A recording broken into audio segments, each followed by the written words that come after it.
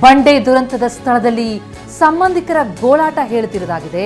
ಮೃತದೇಹದ ಎದುರು ಸಂಬಂಧಿಕರು ಕುಟುಂಬಸ್ಥರು ರೋಧಿಸ್ತಾ ಇದ್ದಾರೆ. ಬಡ 7 ಕಾರ್ಮಿಕರನ್ನ ಈ ಭೂತದಂತಹ ಬಂಡೆ ಈ ದುರಂತ ಬಲಿ ಪಡ್ತಿತ್ತು. ಕೂಲಿ ಕೆಲಸಕ್ಕೆ ನಾವು ಇಲ್ಲಿಗೆ ಬಂದು ಹೀಗಾಗ್ಬಿಡ್ತು, ಬರ ಇದ್ದಿದ್ದಕ್ಕೆ ನಾವು ಊರು ಬಿಟ್ಟು ಕೆಲಸಕ್ಕೆ ಬಂದ್ವಿ, ಬಂಡೆ ಉರುಳಿ ನಮ್ಮ ಮಗ ಮೃತಪಟ್ಟ, ನಾವೇಗೆ ಏನು ಮಾಡೋದು ಅಂತ ಕಣ್ಣೀರು ಹಾಕಿದ್ದಾರೆ ತಾಯಿ. ಬೆಂಗಳೂರು ಬಳಿ ಕಲ್ಲು ಕ್ವಾರಿಯಲ್ಲಿ ನಡೆದಂತಹ ಆ ಘೋರ ದುರಂತದಲ್ಲಿ ಯಮನ ಅಟ್ಟಹಾಸಕ್ಕೆ ಬಲಿಯಾದವರ ಕುಟುಂಬಸ್ಥರ ರೋಧನೆ ಇದು. ಬೆಳಗ್ಗೆ ಆಯ್ತು ನೋಡಿ ಸರ್, ಬೆಳಗ್ಗೆ ಆಯ್ತು ಸರ್. ಏನ್ ಮಾಡಿ ಸರ್, 7 ಜನ ಆಯ್ತು ಸರ್. ಇವಾಗ ಏನ್ ಮಾಡೋದು ಸರ್? ನಮ್ಮವರು ನಾವೇ ಸರ್. ನಮ್ಮ ಕಡೆ ಜಾಲು ಗುಲ್ಬರ್ಗ ರೀ ಸರ್. ಅವನ ಹೆಸರು ರಾಮು ಅಂತ್ರಿ. 1 ವರ್ಷ ಆಯ್ತು ಸರ್. ಸರ್ ಒಂದ್ಸಲ ಬಾಕಿ ಆಯ್ತು, ಅದ್ರ ಸಲುವಾಗಿ ಬಂದಿವಿ ಸರ್. ಇಲ್ಲಿ ಹೊಟ್ಟೆ ಪಾಡಿಗೆ ಬಂದಿವಿ. ಹಿಂಗಾಯ್ತು ಅಂದ್ರೆ ಏನ್ ಮಾಡೋದು ಸರ್? ಏನ್ ಮಾಡಕ್ಕಾಗದು? 1 ವರ್ಷ ಕೆಲಸ ಮಾಡ್ತೀವಿ ಸರ್. ಮಗ ಸೋಸಿ ಇಲ್ಲ ಅವ್ರಿ ಸರ್.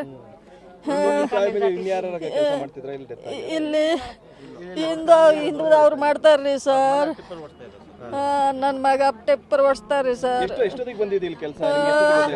6 ಗಂಟೆಗೆ ರೀ ಸರ್. 6:30ವರೆಗೆ ಫೋನ್ ಬಂದಿತ್ತು ಸರ್. ಏನ್ ಮಾಡೋದು ಸರ್? ನಾವು ಹ್ಯಾಂಗ್ ಮಾಡ್ಬೇಕು ಸರ್? ನಾವು ಹ್ಯಾಂಗ್ ಮಾಡ್ಬೇಕು? ನಾವು ಹ್ಯಾಂಗ್ ಮಾಡ್ಬೇಕು? ಹ್ಯಾಂಗ್ ಬದ್ಬೇಕು ಸರ್? ನಾವು ಹ್ಯಾಂಗ್ ಮಾಡೋದು ಸರ್? ಏನ್ ಮಾಡೋದು ಸರ್?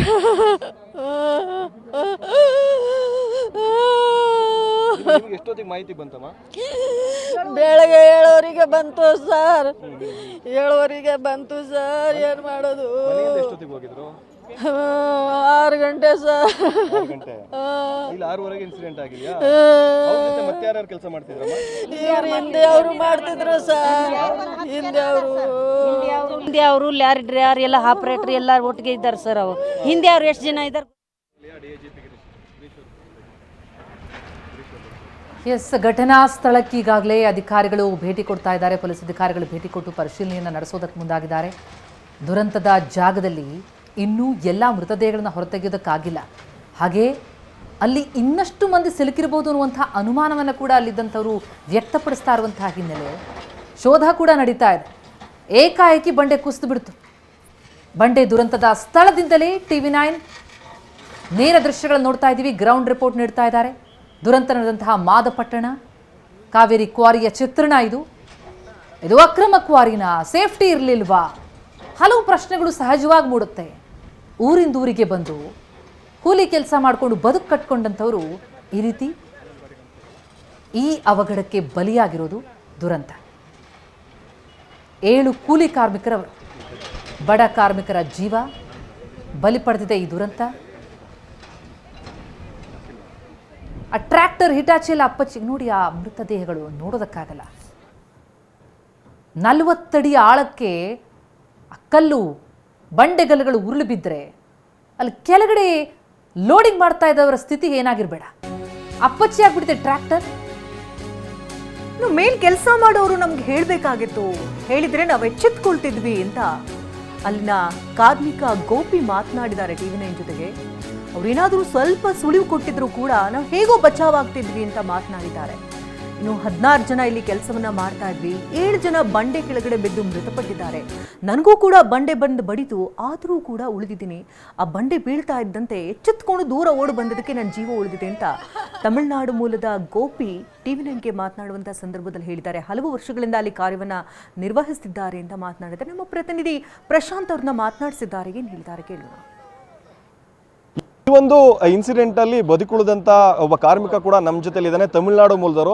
ಪುಟ, ಈಗ ನೀನು ಎಷ್ಟು ವರ್ಷದಿಂದ ಕೆಲಸ ಮಾಡ್ತಾ ಇದ್ದೆ, ಏನಾಯ್ತು ಅಂತ? 8 ವರ್ಷ ಆಯ್ತು ಸರ್ ಕೆಲಸ ಮಾಡಿ ಬಂದಿಲ್ಲಿ. ಅಲ್ಲಿ ನಾವು ಅಡಿಲಿ ಕೆಲಸ ಮಾಡಿದ್ವಿ. ಅವ್ರ ಮೇಲೆ ಬ್ರೇಕರ್ ಮಾಡೋರು, ಅವ್ರು ಯಾರಿಗೂ ಹೇಳಿಲ್ಲ ಸರ್. ಹಂಗೆ ಬಿದ್ದುಬಿಟ್ಟು ಸರ್.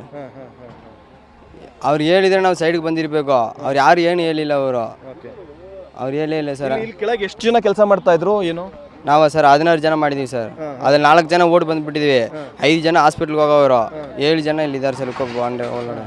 ಹೆಂಗ ಅದು ಬಂಡೆ ಬೀಳ್ಬೇಕಾದ್ರೆ ಗೊತ್ತಾಗ್ಲೇ ಇಲ್ವಾ, ಹೇಗೆ ಸರ್? ಗೊತ್ತಾಗಿಲ್ಲ ಸರ್ ನಮ್ಗೆ. ಅವ್ರು ಹೇಳಿದ್ರೆ ನಮ್ಗೆ ಗೊತ್ತಾಗ್ತಿದೆ, ಅವ್ರು ಹೇಳೇ ಇಲ್ಲ ಸರ್ ಅವರು. ಅಂದ್ರೆ ನೀನು ಅದೇ ಸ್ಪಾಟ್ ಅಲ್ಲಿ ಇದ್ರ ನೀವು? ಆಯ್ತು ಸರ್, ಅಲ್ಲೇ ಇದೀವಿ ನಾವು. ನೀವು ಹೇಗ್ ಬಂದ್ರಿ ಅಂತ? ನಾವು ಕಲ್ಲು ನಮಗೂ ಬಡ್ದಿದ್ದು, ನಾವು ಹಂಗ ಓಡ್ ಬಂದ್ಬಿಟ್ಟಿದ್ವಿ ಸರ್ ನಾವು. ಅದ್ರ ಬದುಕುಳಿದಿದ್ದೀರಾ? ಹೌದು ಸರ್. ಇನ್ನು ಎಷ್ಟು ಜನ 8 ಜನ ಇದ್ರಲ್ಲ ಕೆಳಗೆ, ಅವ್ರನ್ನೇನು ರಕ್ಷಣೆ ಮಾಡಕ್ ಆಗ್ಲೇ ಇಲ್ವಾ, ಹೇಗೆ ಅಂತ? ಆಗಿಲ್ಲ ಸರ್. ಎಲ್ಲ ದೊಡ್ಡ ದೊಡ್ಡ ಬಂಡೆಗಳ? ಅಲ್ಲ ದೊಡ್ಡಗೆಲ್ಲ ಐತೆ ಸರ್ ಎಲ್ಲ. ನಿಮ್ಮ ಹೆಸರು? ಗೋಪಿ ಸರ್. ಇದು ತಮಿಳುನಾಡಿನ ಮೂಲದ ಗೋಪಿ ಅವರು ಹೇಳ್ತಿರುವಂಥದ್ದು. ಕಳೆದ 8 ವರ್ಷದಿಂದ ಇಲ್ಲಿ ಕೆಲಸವನ್ನು ಮಾಡ್ತಾ ಇದ್ದೀನಿ. ಮೇಲುಭಾಗದವರು ಈ ರೀತಿ ಮಾಡಿದಂಥ ಹಿನ್ನೆಲೆಯಲ್ಲಿ ಬೃಹದಾಕಾರದ ಬಂಡೆ ಬಿತ್ತು. ನಾನು ಕ್ಷಣಾರ್ಧದಲ್ಲಿ ಮುಂದಕ್ಕೆ ಸಾಗದೆ, ಹಾಗಾಗಿ ನಾನು ಬದುಕುಳಿದಿದ್ದೀನಿ. ಇನ್ನು ಉಳಿದಂಥ 7 ಕಾರ್ಮಿಕರು ಕೂಡ ಬಂಡೆ ಕೆಳಗೆ ಸಿಲುಕಿ ಸಾವನ್ನಪ್ಪಿದ್ದಾರೆ ಅನ್ನುವಂಥದ್ದನ್ನ TV9 ಜೊತೆ ಹಂಚ್ಕೊಂಡಿರುವಂಥದ್ದು. ಕ್ಯಾಮರಾ ಪರ್ಸನ್ ಸಂದೀಪ್ ಜೊತೆ ಪ್ರಶಾಂತ್, TV9 ರಾಮನಗರ.